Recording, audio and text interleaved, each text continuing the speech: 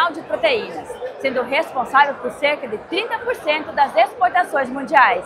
Nesse cenário, Santa Catarina exerce um papel estratégico, se destacando pela qualidade, sanidade e capacidade produtiva. Em um momento em que assuntos como barreiras comerciais, bem-estar animal e sanidade avícola ganham cada vez mais relevância, é fundamental entender os impactos e os desafios para o setor. Para falar sobre esses assuntos, vamos conversar com o presidente do Sindicarne de Santa Catarina, José Antônio Ribas Júnior. E para começar, vamos falar sobre o pacote de tarifas anunciado pelo governo norte-americano sobre produtos importados que inclui o Brasil. Na sua avaliação, Ribas, qual é o impacto dessa medida para o setor de proteína animal e se o Brasil pode se beneficiar de alguma forma com esse pacote de tarifas? Bom, primeiro, uma satisfação estar falando contigo aqui, falando com todos vocês. É um momento bastante delicado da gente tomar uma posição de entender como é que essas coisas vão acontecer a partir de agora. Na semana passada, o governo americano lança o tarifaço, ele não está em execução ainda, ele é uma expectativa do mercado de como isso realmente vai se efetivar. É um reequilíbrio de forças, é uma medição de forças entre duas potências globais que estão pensando em ser protagonista nesse processo do mercado internacional. De alguma forma pode afetar o Brasil. Nós temos que, como país, tomar cuidado para não tomar partido nessa discussão, para a gente não entrar numa discussão ideológica sobre esses temas e entender que, para nós, fazer negócio com essas duas potências é importante. Então a gente tem que buscar a reaproximação, buscar o entendimento de como a gente pode mitigar isso. O risco está posto já. A gente não sabe o quanto isso pode se transformar em oportunidade.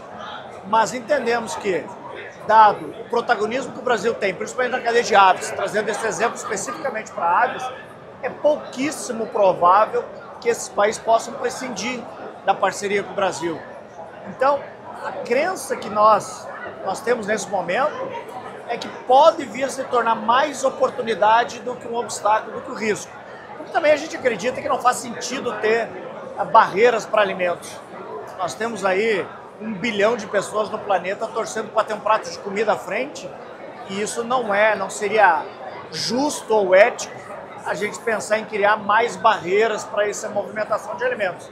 Então, é o grande tema 2025. Desde a eleição do Trump sabia que esse momento chegaria.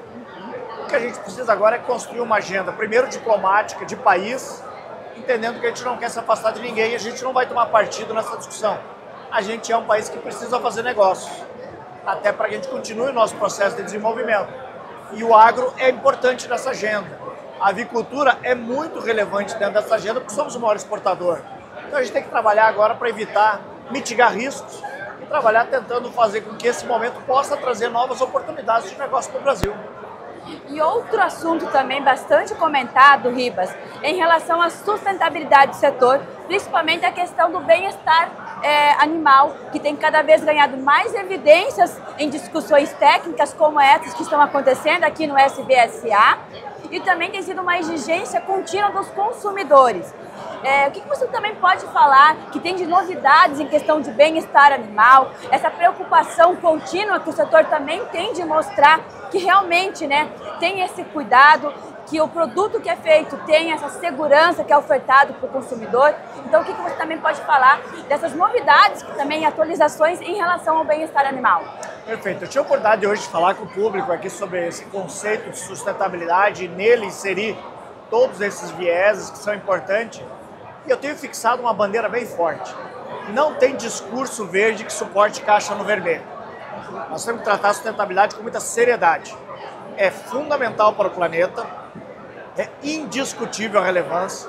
Nós temos que cada vez mais produzir mais alimentos, porque nós chegamos a 8 bilhões de pessoas no planeta, nós chegaremos a 10 bilhões no futuro próximo, e nós temos que produzir mais alimentos, nós precisamos procurar soluções. Essas soluções passarão fundamentalmente por a gente entender que o tema mais importante dentro do conceito de sustentabilidade é a eficiência. Nós temos que ser muito eficientes. E dentro desse conceito de eficiência, a gente também aprendeu ao longo dos últimos anos, com muita ciência, com muito trabalho, que é possível manter um alto nível de eficiência fazendo bem-estar animal. Até mais do que isso, você só atingirá altos níveis de eficiência se você cuidar do conceito bem-estar animal. muito mais do que para satisfazer um desejo da sociedade, se tornou inclusive um ganho zootécnico para o sistema.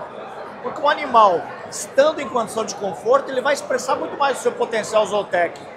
Então, nós temos que respeitar e honrar esse animal que nos dá vida para nos alimentar, trabalhando de maneira com muita ciência, com muita responsabilidade, dando a ele a oportunidade de expressar os seus comportamentos, dando a ele todo o cuidado de conforto, para que a gente possa fazer a eficiência ajudar a gente a construir uma jornada de sustentabilidade cada vez maior. Eu sempre digo o seguinte, o que garantiu a venda dos nossos produtos até hoje foi porque a gente tem um custo competitivo, porque a gente tem uma qualidade alta, porque a gente tem uma sanidade diferenciadíssima. A gente é muito competitivo. O pedido de amanhã será baseado em sustentabilidade. O pedido de amanhã ganha mais um elemento importante. E nós precisamos atender isso. E trazer mais do que o bem-estar animal, trazer o conceito do bem-estar único. Cuidar de pessoas, cuidar do planeta, cuidar do alimento e fazer com que o bem-estar animal esteja dentro, toda a sua amplitude, do uso otimizado dos antibióticos, da parte do conforto, da ambiência, de todo o investimento que é feito na parte de saúde, porque é dentro desse conceito grande que você entrega para a sociedade um alimento de muita qualidade, com sustentabilidade e atende a todos os quesitos de todas as visões que possam ser colocadas dentro do sistema ou de todos os procedimentos e processos que o agropecuário possui de produção. Ribas, e o Brasil também é visto como um supermercado do mundo, né? É sempre olhado para o Brasil como se a gente tivesse uma capacidade para atender a demanda mundial. Nós temos essa capacidade produtiva realmente de ampliar a produção que nós já temos hoje para atender essas demandas cada vez mais crescentes? Não tenho nenhuma dúvida que temos. Vamos lá, o Brasil ainda tem 66% do seu território preservado. Quando a gente começa a olhar esse Brasil, a gente vê que o Brasil que está certo passa muito longe dos olhos das pessoas. Tem muita coisa a ser explorada. Nós temos ganhos de eficiência a ser buscado ainda. A gente falava há muito pouco tempo de 20 terminados porca-anos e suínos, já falamos mais de 32. A gente fala em conversão alimentar de frango, batendo números que são impressionantes em termos de eficiência. Enfim, quilos de milho colhido por hectare, de soja, enfim. Nós temos muitos ganhos de eficiência para fazer ainda. Temos um clima favorável, temos mão de obra qualificada, temos gente que gosta e trabalha com o que gosta e faz um trabalho maravilhoso. Nós temos que continuar os nossos investimentos. A preocupação hoje do setor nós precisamos reinvestir em ciência. O Brasil precisa ser gerador de ciência. A gente não pode ser cliente de ciência. Nós temos que ser gerador da nossa ciência. Exemplo disso, olha a Embrapa. Graças à Embrapa nós produzimos grãos em condições que nós não produzimos há anos atrás. Então nós temos que gerar a nossa ciência. Eu não posso pegar ciência enlatada de outros países e trazer para cá. Nós temos que produzir a nossa ciência. É uma responsabilidade do governo, uma responsabilidade do setor produtivo, do setor privado. Nós temos que construir essa jornada, continuar fazendo a nossa jornada para que aí sim a gente possa assumir cada vez mais o protagonismo na produção de alimentos, se tornar de fato o supermercado do mundo. Porque se tem um país que pode produzir com custo, qualidade, sanidade, competitividade, sustentabilidade no mundo, somos nós. Mas a gente precisa transformar as nossas vantagens comparativas em, de fato, vantagens competitivas. E Ribas, o senhor é presidente do Sindicarne aqui de Santa Catarina e o estado ele é referência na produção de frangos e também de outras proteínas animais, né?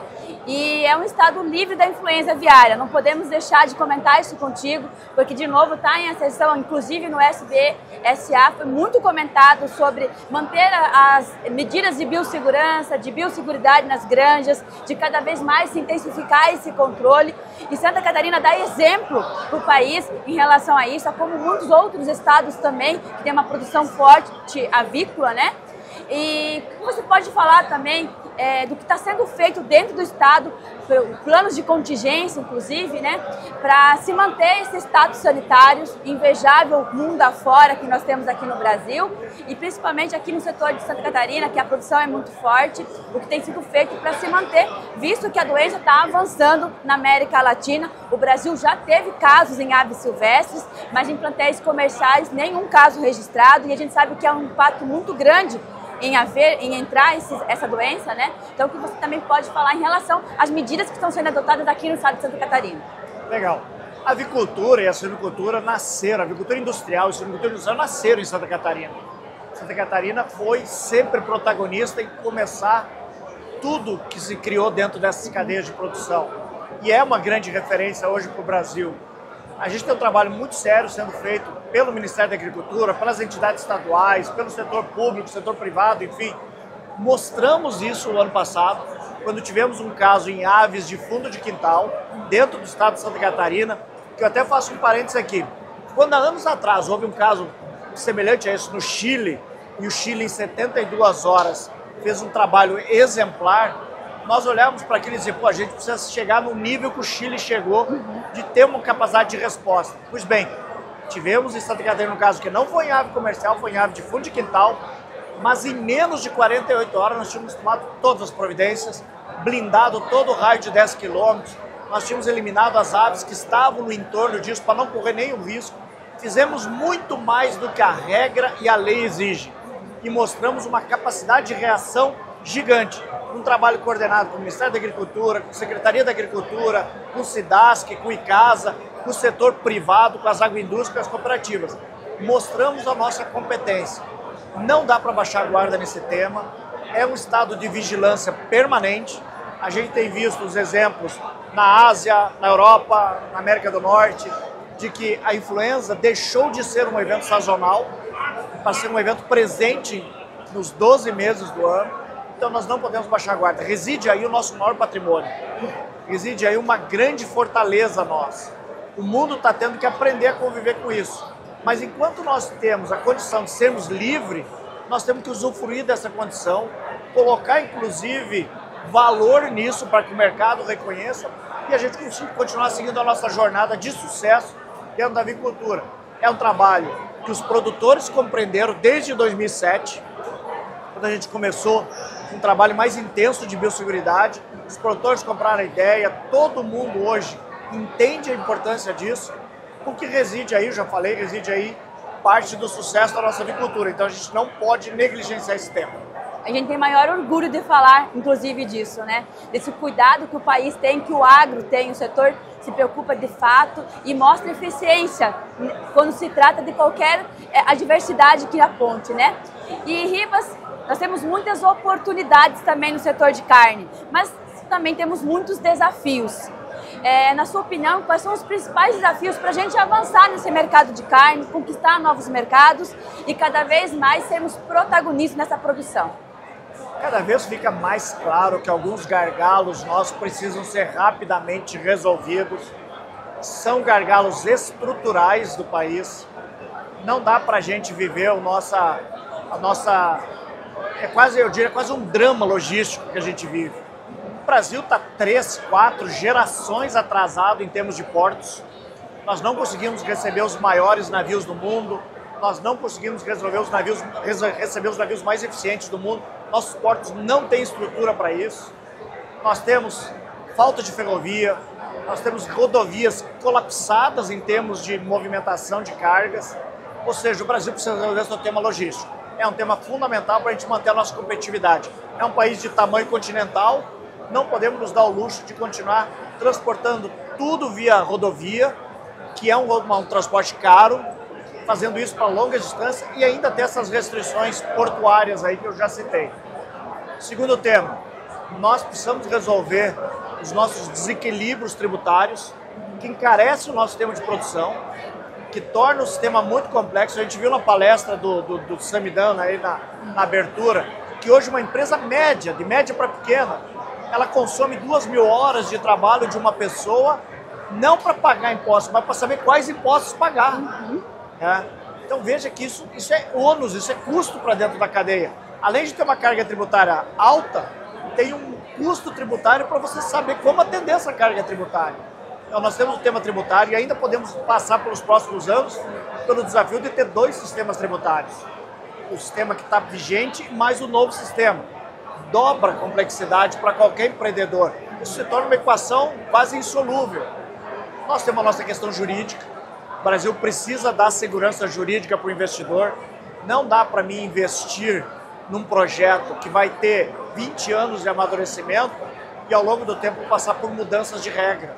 Eu gosto muito da frase do Ricardo Amorim, né, que fala que o Brasil é aquele país que você está jogando basquete, Você tá com a bola, vai fazer a cesta, o juiz apita e marca pênalti, porque agora é futebol e você tá com a mão na bola. Não dá para viver dessa maneira. O empreendedor não consegue ter segurança do investimento. Isso aumenta risco. Aumenta risco, aumenta custo do dinheiro. Torna toda a cadeia muito mais pesada. Tratar o tema da educação no Brasil é um tema bastante crítico. Para, primeiro, nós temos mão de obra qualificada para atender as demandas que virão, de muitas complexidades novas que surgem dentro do tema. Nós precisamos resolver a disponibilidade de mão de obra no país. O Brasil é um país que tem, através dos seus benefícios sociais, uma dificuldade de você dar acesso ao emprego, porque toda pessoa que hoje usufrui de um benefício social, ela não quer um emprego formal de carteira assinada porque ela perde o benefício. Isso tira um monte de gente do contingente de operação das empresas. Nós temos hoje, falta gente nas empresas e a gente fica falando que a taxa de desemprego no Brasil é baixa. Nós temos que sair desse viés aí, que ele é um viés muito mais político do que de fato social. Nós temos que botar esse contingente de gente que está vivendo de um benefício social, botar dentro do espaço de trabalho, para ser produtivo, porque senão nós vamos engargalar o nosso sistema de produção. Então, nós precisamos resolver essas questões, porque senão o Brasil vai todo ano perdendo alguma parcela da sua competitividade. E isso, cada vez mais, com países que estão fazendo um tema de casa melhor do que o nosso, exemplo, Tailândia, como a Ucrânia estava fazendo antes da guerra, como a Europa Oriental vem fazendo, e vamos falar mais perto, como o vizinho Paraguai está fazendo. Ou seja, se nós perdemos competitividade, nós vamos perder investimento. Se nós perdemos investimento, para um país que ainda é pobre, para um país que ainda precisa crescer, é triste para toda a sociedade, porque isso tira recurso, tira saúde, tira educação, tira todos os benefícios que você pode usufruir de um país que deveria, por conceito, ser rico, né? Então, para mim, são temas relevantes que não é um tema de governo, é um tema de toda a sociedade. É um tema da iniciativa privada, é um tema das entidades, é um tema do governo, é um tema de todo mundo. Não dá para delegar e dizer que alguém precisa fazer alguma coisa sobre isso. Todos nós temos responsabilidade nesse tema. Riba, sempre é um prazer receber você aqui no Presente Rural. Muito obrigada. E você continue nos acompanhando para entender tudo o que está acontecendo aqui no SBSA.